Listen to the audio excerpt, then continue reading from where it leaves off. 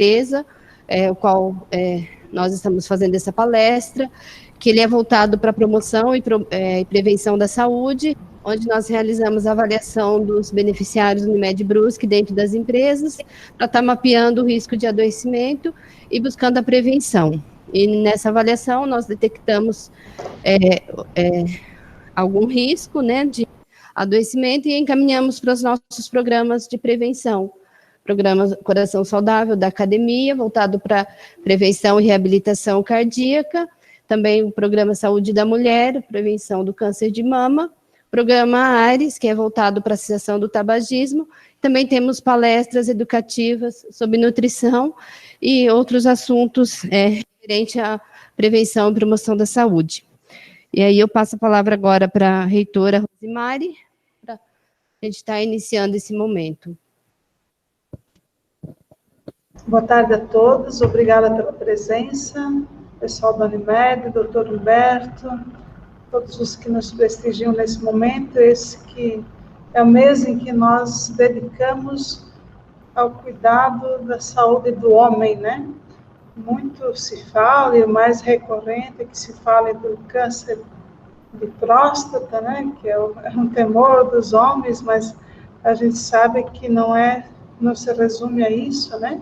Nós temos também o câncer de pênis, né? O câncer de testículo e outras doenças associadas ao homem, né? E que de forma geral não se discute, mas estão aí. A gente sabe também que o câncer de próstata é o segundo maior câncer entre os homens, só perde para o câncer de pele. Ou seja, então é um assunto muito importante, que envolve muito tabu, mas que precisa ser tratado, então, abertamente. E é dentro dessa proposta da nossa instituição, como instituição comunitária, nós nos vemos como uma grande família, e uma família tem que se cuidar, um tem que cuidar do outro. E é nesse sentido, então, que promovemos esse evento também, em parceria, então, com a nossa Unimed, a nossa parceira em termos de plano de saúde, e desejo a todos que aproveitem o máximo, sem pudor, né? Quem tiver dúvida que pergunte, o doutor também vai estar à disposição depois para perguntar, eu acredito. E de pronto agradeço a todos que estão participando, seja na qualidade de administradores, ou de palestrantes, ou de ouvintes. Então, muita saúde a todos e um bom evento. Obrigada. Obrigado. Agora eu passo a palavra para o doutor Humberto, para a gente darmos início à palestra. Então, boa tarde a todos. Gostaria de agradecer ao convite, obrigado à reitora, a doutora Rosemary, ao Sérgio Rubens Fantini, que nos privilegiam aí com esse tempo, com esse espaço, para que a gente possa levar mais homens à prevenção, né?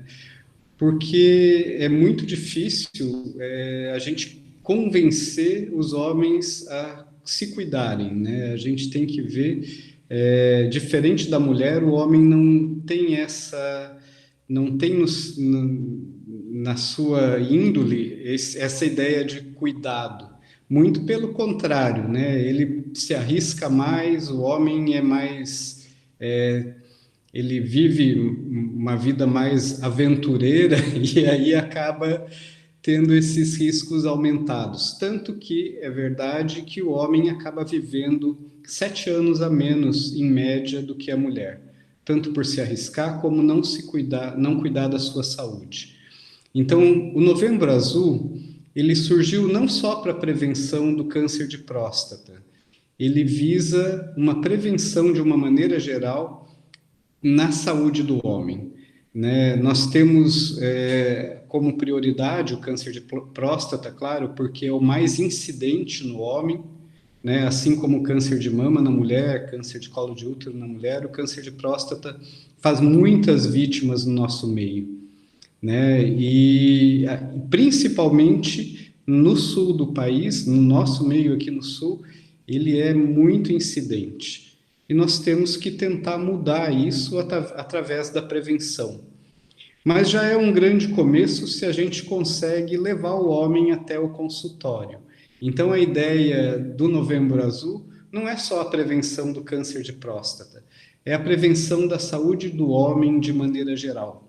Bem lembrou a doutora Rosemaria, a nossa reitora, que existem outros tipos de cânceres, né? O câncer de pênis, o câncer de testículo, isso tudo a gente tenta, numa consulta, prevenir, mas muito mais que isso, né? Também prevenção das doenças cardiológicas, que são de uma incidência bastante alta, dos outros tipos de doença, como diabetes, que são muito incidentes. E o homem, de uma maneira geral, não se cuida, e nesse momento, quando ele vai ao consultório, a gente aproveita para fazer todo um check-up, fazer todos os exames de prevenção, para que a gente consiga diagnosticar o mais cedo possível esses outros tipos de doença também.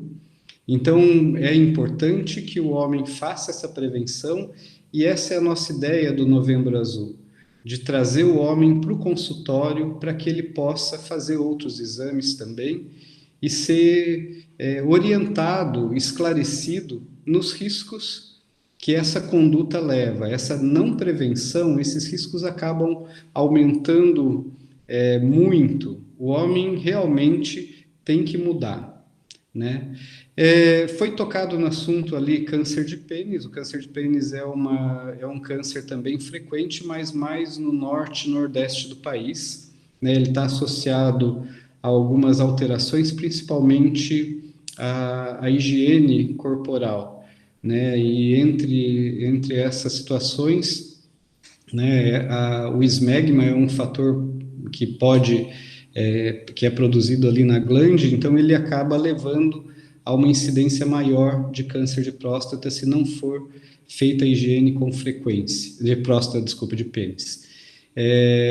E normalmente é um quadro dramático. Ainda bem, a gente aqui não tem muito desses casos, mas ao contrário, volto a insistir, o câncer de próstata é o nosso carro-chefe, é a doença principal que atinge o homem no sul do país. O câncer de testículo, como foi comentado, também é um câncer que não é tão frequente, normalmente atinge adultos jovens, né? Adolescentes e adultos jovens. Então, até 30 e poucos anos, essa é a incidência do câncer de testículo. E que a gente tem que chamar atenção para qualquer mudança ou algum nódulo testicular que possa ocorrer, principalmente nessa idade, até os 30 anos. Da mesma maneira, voltando ainda ao câncer de pênis, ele normalmente ocorre entre 40 e 50 anos, e ele pode ser também detectado mais tarde, mas em geral é em adulto jovem, né? Porque normalmente são alterações já antigas e que, com o passar dos anos, acabam levando a lesões, principalmente nessa área do pênis. Do testículo ele surge, não tem uma tendência, mas tem que sempre investigar, fazer o toque, como a mulher faz o toque de mama. Na parte de testículo seria interessante fazer o autoexame com frequência, né? Isso, por ser um câncer mais raro, a gente não fica insistindo nessa prevenção, mas é uma coisa que se autoconhecer é uma coisa importante para a prevenção do câncer de testículo. E aí vamos entrar no câncer de próstata. Dentro da urologia, ele seria um dos mais frequentes. Ele é 10 vezes, como eu falei, o câncer de pênis é mais frequente no norte e do nordeste, mas o câncer de próstata no sul do país, ele é 10 vezes mais frequente do que no norte, por vários fatores, entre eles, né, a alimentação nossa rica em gordura animal, né? Norte e nordeste normalmente tem uma dieta mais com peixe, com outras, que não só aqui nós ingerimos muita gordura animal, e isso acaba elevando muito a incidência, além da incidência solar, né? Dizem que a incidência solar diminuída no sul do país, isso acaba levando a uma incidência maior de câncer de próstata, e é uma das coisas que a gente também tem que tentar mudar tanto a dieta, né, quanto essa questão da prevenção na formação da vitamina D, que é na incidência solar.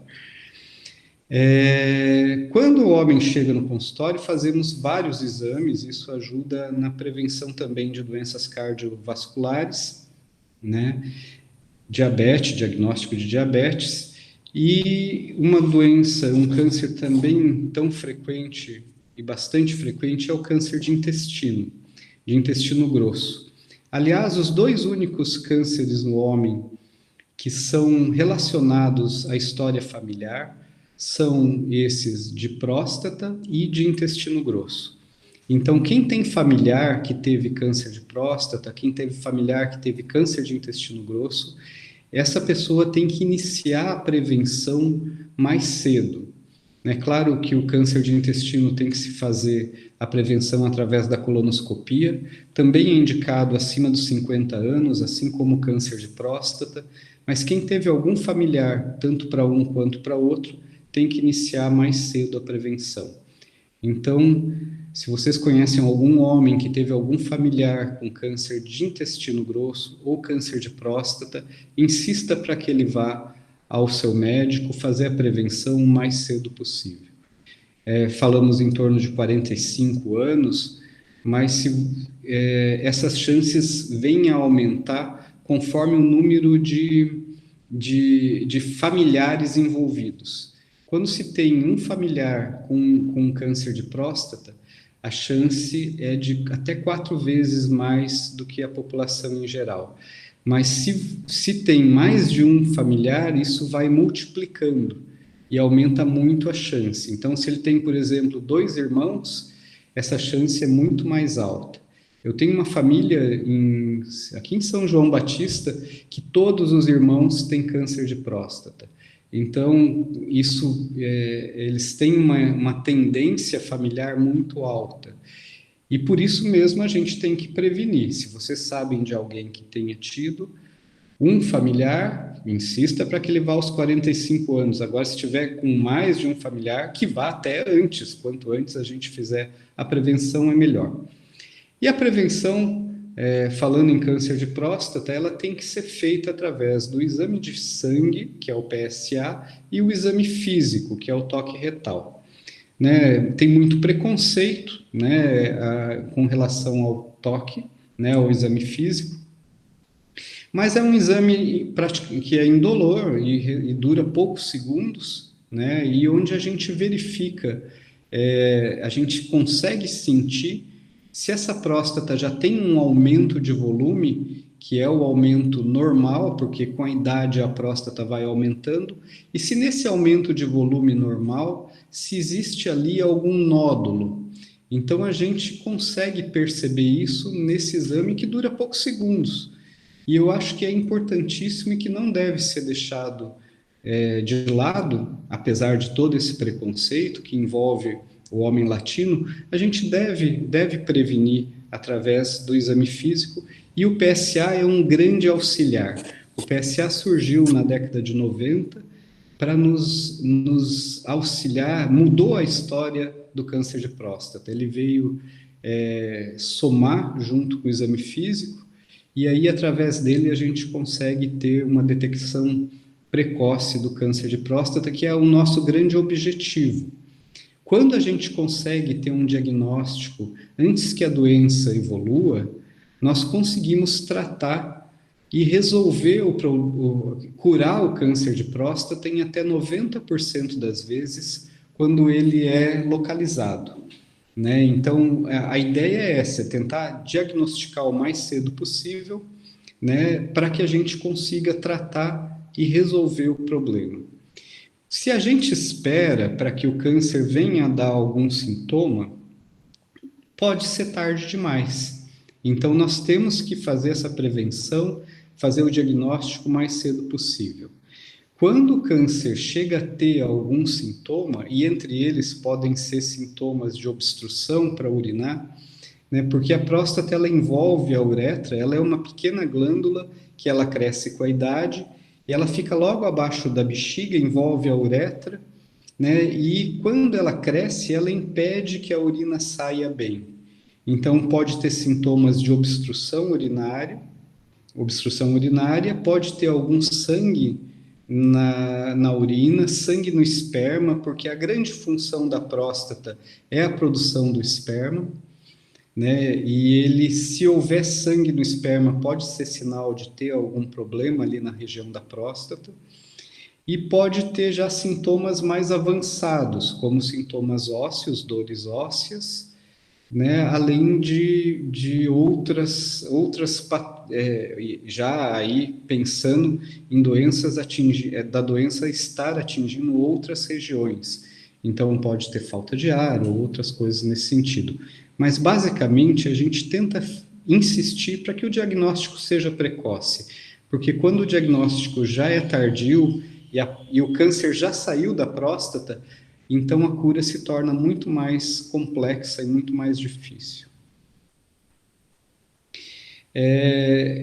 Então, assim, insistindo para que a prevenção é uma coisa importante, a gente tem que falar, insistir para que os homens acima dos 45 anos, para quem tem os fatores de risco que são, como eu falei, história familiar de câncer de próstata.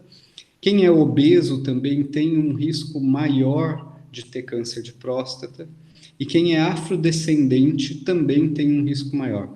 Então, essas três categorias, né, quem tem familiar, quem é obeso e quem é afrodescendente, eles têm que iniciar a prevenção aos 45 anos. A outra parte, os outros homens, têm que iniciar com 50 anos. Né? E, a partir daí, fazer anualmente a sua prevenção. Como todo mundo quer fazer em novembro, quando chega o Novembro Azul, que se lembra que tem que fazer a prevenção, a gente sempre sugere que se faça esses exames periódicos, não só em novembro, mas que faça no mês do seu aniversário, para que a gente possa distribuir essa prevenção entre todos os homens durante todo o ano. Porque, por exemplo, como em novembro, com a campanha aumenta muito a procura, acaba ocorrendo um aumento tão grande que a gente não consegue dar conta. Então, seria mais inteligente que se fizesse a prevenção no mês do seu nascimento, para que a gente consiga, então, todo aniversário, além do aniversário, fazer o seu check-up. A gente já faz assim com o carro, né? E só que os homens não entendem isso. Eles sabem que tem que levar o carro para revisão quando chega em determinada quilometragem, mas ele mesmo não faz a sua revisão todo ano. Então, todo homem acima dos 50 anos deveria fazer essa prevenção, marcar quando chega o mês do aniversário, marcar para ir no seu médico urologista. Ou, se houver uma história familiar de câncer de cólon, de intestino grosso, ele deve fazer também a prevenção com o seu proctologista. Então, a prevenção, essa ideia acima dos 50 anos é importante. Os sintomas são raríssimos, né? E quando acontecem, já estão em uma situação de um avanço maior da doença. Nós teríamos que insistir bastante para que a gente consiga prevenir o mais cedo possível. Nós temos esse ano uma previsão de que teremos em torno de 65 a 68 mil novos casos de câncer de próstata. Só que esse ano, como é um pouco atípico com essa Covid, com essa incidência de Covid, muitos pararam, outros pararam o consultório, né, não deixaram de marcar a consulta. Então, eu acredito que essa incidência esse ano talvez seja até um pouco menor. Não que tenha menos câncer de próstata, mas que o diagnóstico vai ser feito em menor escala. E isso vai acabar sendo represado para os próximos anos. Então, não deixem de fazer a prevenção, porque isso essa parada nesse ano vai acarretar em muito mais casos adiantados de câncer no futuro. Não só de próstata, né? Eu acho que foi de uma maneira geral, e isso vai acabar impactando na saúde de uma maneira geral para a população. Já está impactando o nosso Covid-19, que está aí de volta, já está causando um impacto terrível e vai causar um dano secundário nessa falta de prevenção que vai ocorrer, e isso a gente percebe muito bem no consultório.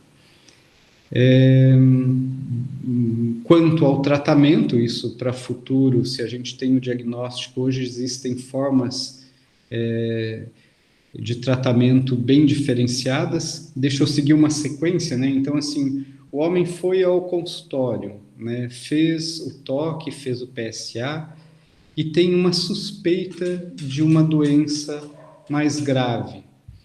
Hoje a gente pode lançar mão da ressonância magnética, que ajuda também no diagnóstico, mas também podemos lançar mão, se houver uma suspeita também na ressonância, nós fazemos a biópsia de próstata, que consiste na retirada de fragmentos da próstata para que o médico patologista consiga determinar a doença, se é um câncer mesmo, e o grau de agressividade dessa lesão.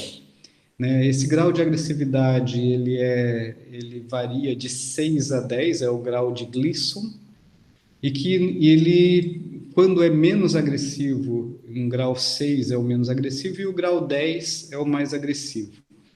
Em lesões pequenas, de grau de agressividade baixo, nós podemos nem tratar, nós fazemos até só um acompanhamento da lesão, sabendo que na metade das vezes essa lesão pode não evoluir. Então, hoje em dia, a gente tem subsídios para que a gente consiga até acompanhar um câncer, se é que pode, e chama-se vigilância ativa. Nós fizemos uma vigilância ativa desse paciente e podemos fazer o acompanhamento para ver se, no momento em que a doença evolui, se evoluir, nós podemos entrar com o tratamento. E o tratamento em si, propriamente dito, consiste em cirurgia ou radioterapia. Né? Dentre as cirurgias, houve um avanço bastante grande na tecnologia. Antigamente só existia a opção da cirurgia aberta. Hoje nós podemos realizar a cirurgia por videolaparoscopia ou a cirurgia robótica. Né? Esses dois últimos métodos mais modernos, eles permitem uma visão melhor da região, né? Sendo que a robótica permite até uma visão em 3 dimensões da cirurgia, e isso permite uma preservação melhor das estruturas ao redor, evitando as complicações do tratamento. Então, com esses novos métodos, a gente consegue ter um resultado bastante efetivo, com menos parefeitos. E além da cirurgia, existe também a radioterapia, que também evoluiu. Hoje ela pode ser, com os métodos de localização da lesão mais modernos, eles conseguem colocar uma dose maior de radiação num ponto específico e mais localizado, gerando menos transtorno para as regiões ao redor, né, e causando menos parefeitos também.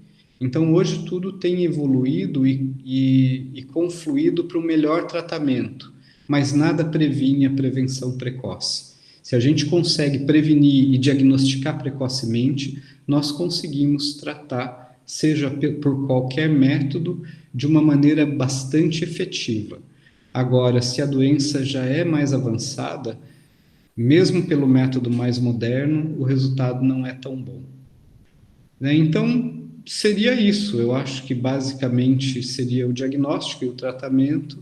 Eu gostaria de colocar, porque devem haver dúvidas, né? A gente tenta ser o mais claro possível, mas às vezes a gente pode não ser tão elucidativo.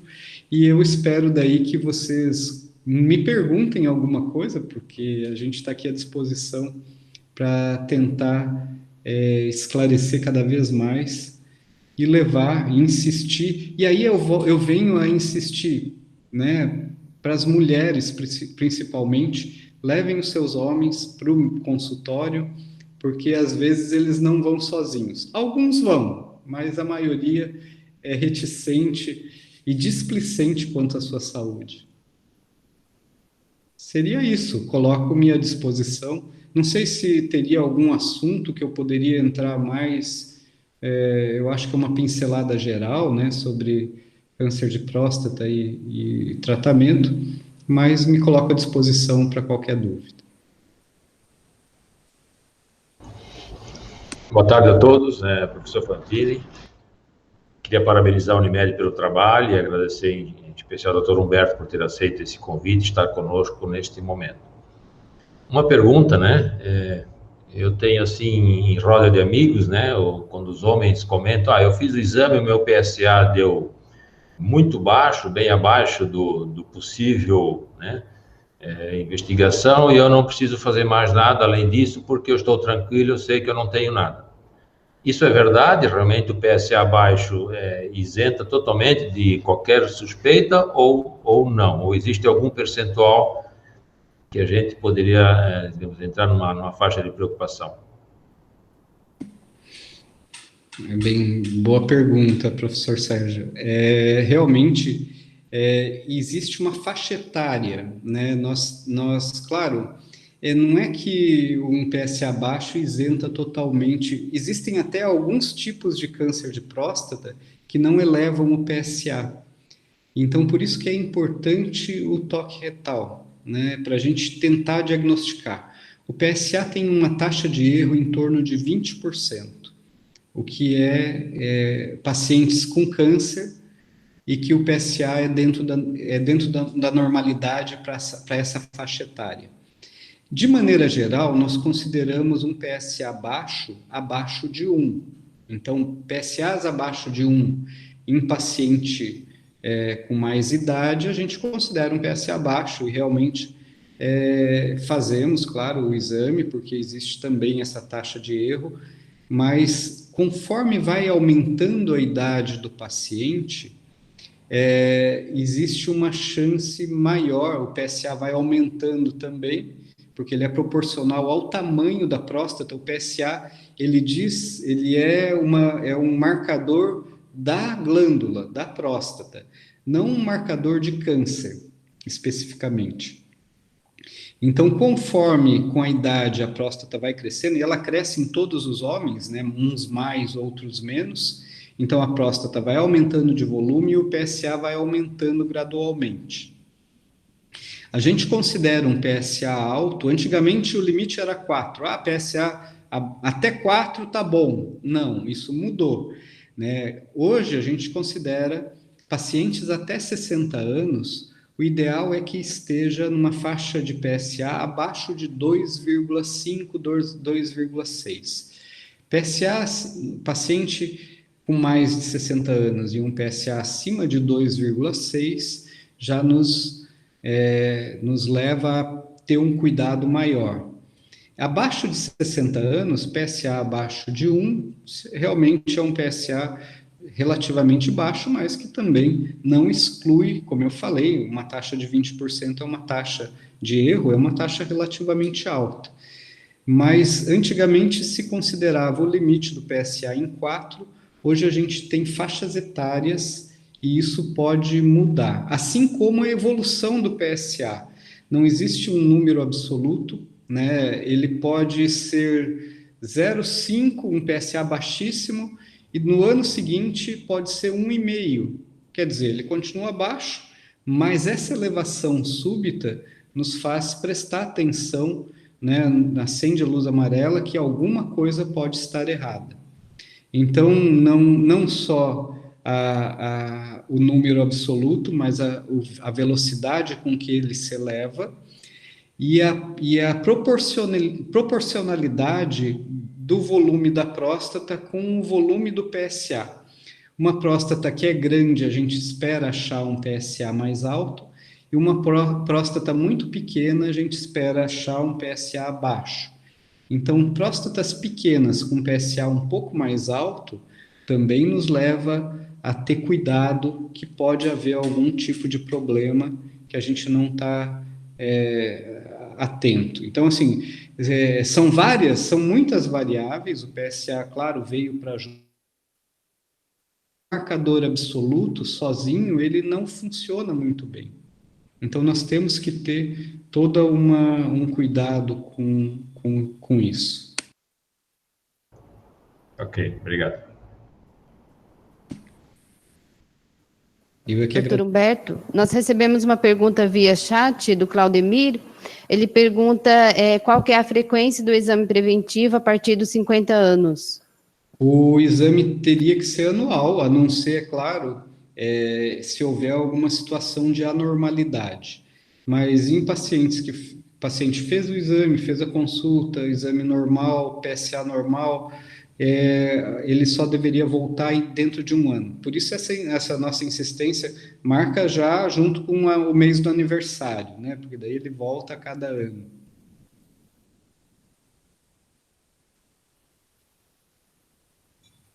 Então, seria isso. Algum questionamento?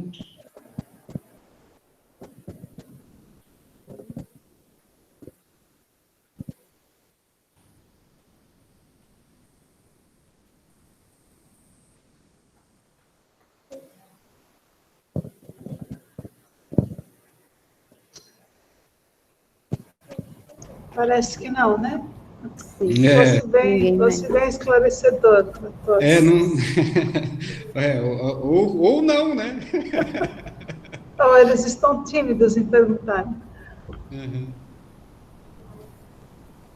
Então, tá bom. Então, a gente encerra. Eu gostaria de agradecer mais uma vez, primeiramente, ao doutor Humberto por ter aceito o convite, né, da Unifeb em parceria com a Unimed, ter falado com a gente sobre o Novembro Azul, a prevenção. Agradecer a parceria da Unifeb através da reitora, professora Rosimari, o vice-reitor, professor Sérgio, e todos que participaram conosco e por ter aceito todos terem aceito esse convite de prevenção de modo geral, né, nesse programa da Unimed. Agradeço a todos, desejo a todos uma boa tarde. Obrigado a todos. Obrigada a todos também, foi muito esclarecedor. Obrigado e até mais. Até mais, boa tarde. Boa tarde.